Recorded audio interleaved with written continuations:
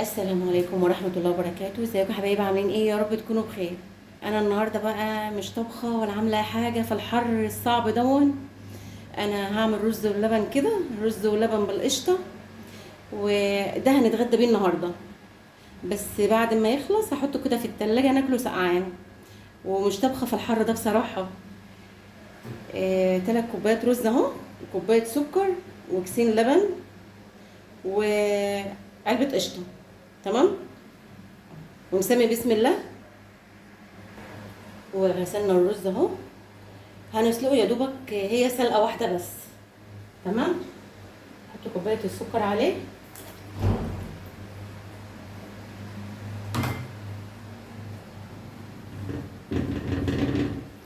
هيبتدي يغلي كده وهتشوفوا هعمل ايه. وهو يا ولاد غلى اهو، هنزل بقى عليه ايه؟ بكيلو اللبن ده. بسم الله الرحمن الرحيم.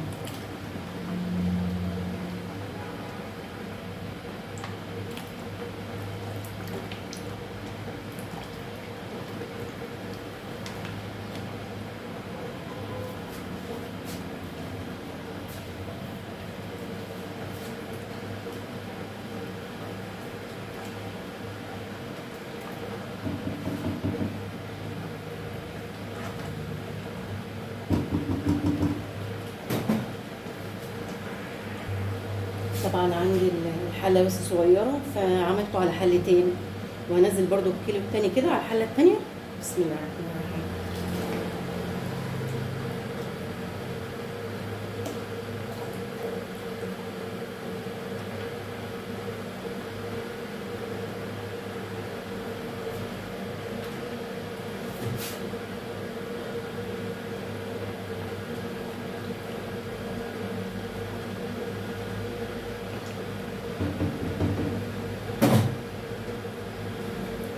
هنزل بقى عليهم بالقشطه دي، نص هنا ونص هنا.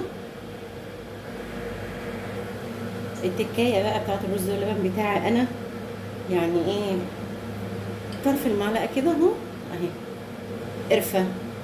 بسم الله اهو، اهي قرفه بس كده.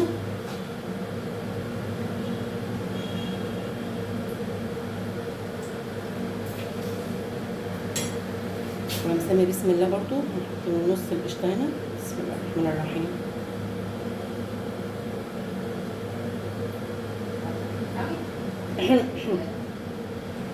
حطيت نص علبه هنا ونص العلبه هنا.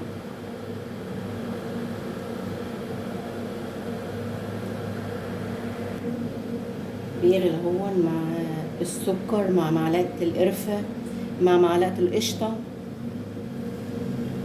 وهتشوفوا احلى رز ولبن واطعم طبعا.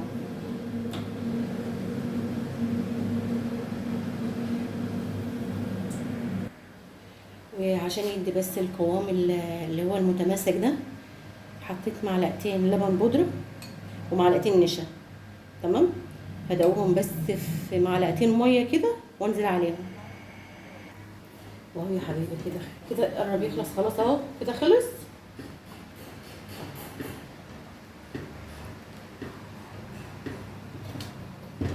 طبعا مش عايزاه رز ولبن جامد، انا عايزاه رز ولبن ان انا احطه في البولات يسقع بس كده في التلاجة وناكله. مش عايزاه يعني اللي هو الجامد ده.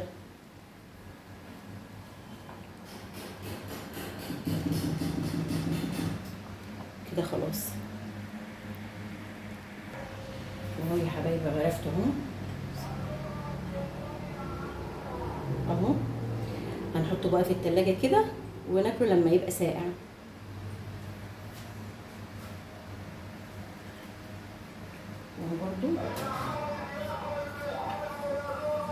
وهو برضو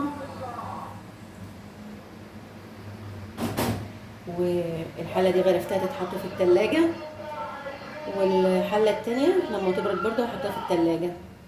واتمنى ان هو يعجبكم واكون قدمت لكم حاجة حلوة وحاجة كده تطلع على قلبكم في الحر ده. والف هنا وشفا على اللي اكل، والف هنا وشفا للي شاف. مع الف سلامة.